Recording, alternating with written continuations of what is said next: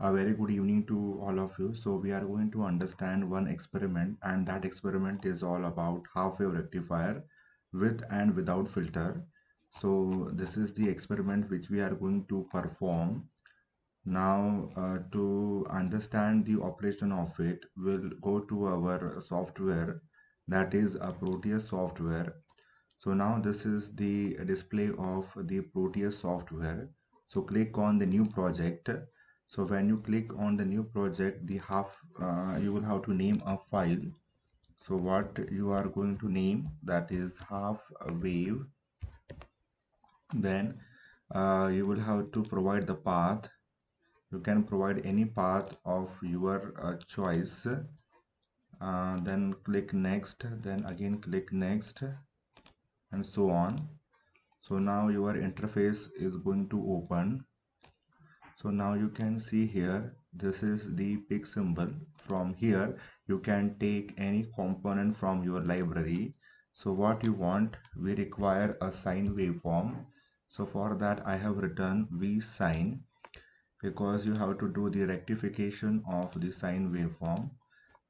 Then we have just dragged this v sine into our window. Again you go to the pick device. Then this time you write diode. Now I think you will get the so many option. Then you can use any one of it, but we require a silicon one. So we'll search it for the silicon diode, or else you can write 1N4007. So that is also the name of the diode. So this one is sufficient. Now this 1 in 4007 will be having some maximum voltage rating and the current rating. So this I will again keep it in here. Now next I need a resistor, so I'll be writing the resistor. Now you can take any one of it. Uh, you can always take the analog resistor primitive. That is a good option, or you can say the best option. So now you also require a capacitor, but at the later stage. But we will just keep this capacitor in our pick symbol. So this one is the capacitor model I have taken. Now you just drag this component onto this window. So we'll take the diode and place it here, and after that a resistor. Now this resistor is in the horizontal fashion, then you will have to make it in the vertical fashion by just a rotation. A simple rotation will be sufficient enough. I think we need to vary the resistor, so we don't require this fixed resistor value. So for that, again you will have to go to the pick symbol. So here you can write a pot we have written, or you can write pot hg. So this will again write again this is okay. So now you can just bring it here. Now you need to measure the voltage value. So for that I think I have to keep it here. The AC voltmeter will be sufficient enough, and you have to find the output voltage value. Now here we are not interested in finding the waveforms of the input voltage and the output voltage, but we have some calculations to make. So this is the resistor. Now this is also the resistor. A variable potentiometer has been drawn. Now okay, this one, and I have just kept it here. It has okay. So the circuit has been completed. Now you will have to place a ground also. So ground has been connected here.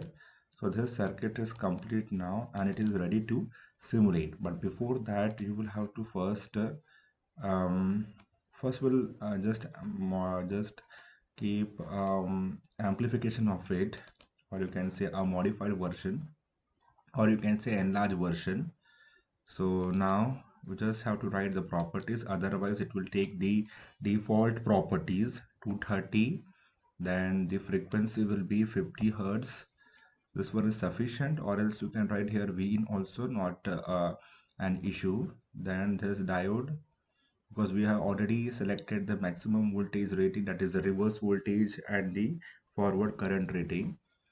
And then this one is I think 10k we will write, because according to a table what we need to find, I think the table it is, yeah, we will have to vary our load resistance from 1 to 8, so that facility will be there in the potentiometer.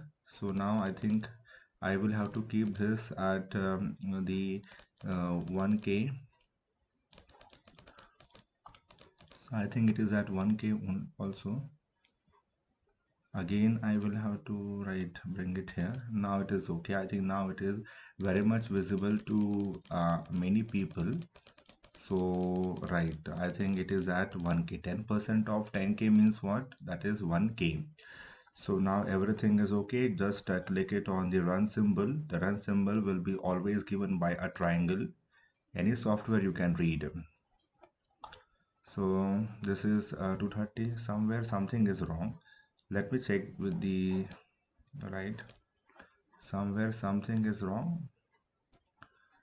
Okay, I'll just connect one more and make one for that first. Right, first you will have to uh, stop your simulation. Now we can check.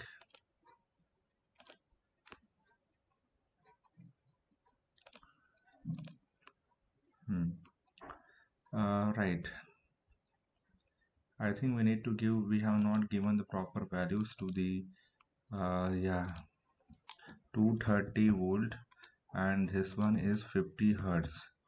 So we right, now it is okay. Now you can see here when you are giving the voltage, that is 162 volt. So I think this is measuring the RMS value. And what we have done here, just a minute, I need to check. So that is 312.5. We will write in this fashion. So now why I have given this as 312.5, because this is going to take the peak value of your sine waveform.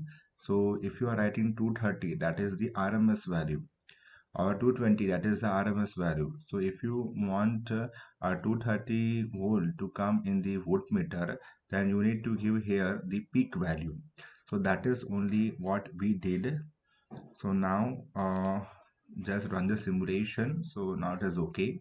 Now you can see here there are two values you are getting, 15.1 or 15.9. So why we are getting these two values? Why it is oscillating between these two values? Again, first we'll check the frequency also. The frequency is 50 hertz. That is why this variation is very much visible. If this rectifier is operating at 1 kilohertz, then you will not be able to find the oscillation, or you can see the variation in the voltmeter. So you can take any of the value. So now here we have taken 1 kilo ohm resistance, the output voltage V0, VAC and VDC. So now when you just put the oscilloscope here, then you will get this type of waveform. Or I'll just write, okay, I'll just write, you'll get the waveform like this. So I think that is why your voltmeter is oscillating. But this is not sufficient, because you will have to find the AC component and the DC component. Now this is going to measure the RMS value. So how to find the AC component? So when you will have to find the AC component, then what you will have to do, this Vrms square will be equals to Vac square plus Vdc square. So if you want to find the AC component, so Vac will be equals to under root of Vrms square minus Vdc square. So now Vrms is known to you. Now what about the VDC? So if you want to calculate VDC, so VDC can be easily calculated.